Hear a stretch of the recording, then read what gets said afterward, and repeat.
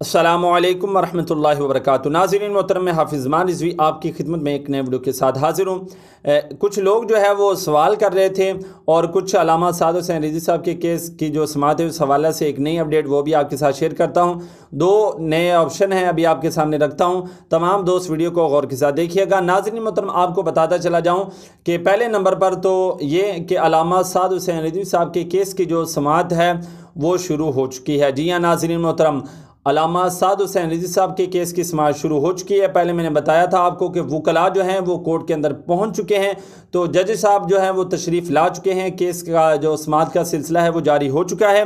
और दूसरे नंबर पर कि कुछ लोग सवाल ये कर रहे थे कि अल्लामा साद हुसैन रिज़वी साहब उनको कोर्ट के अंदर पेश किया जाएगा या नहीं, उनकी पेशी जो है आज कोर्ट के अंदर होगी या नहीं। तो इस हवाले से मैं आपको बताता चला जाऊं कि आज जो है अल्लामा साद हुसैन रिज़वी साहब की पेशी जो है वो कोर्ट के अंदर नहीं होगी, बल्कि उनके केस की जो समाअत है वो कोर्ट के अंदर होनी है।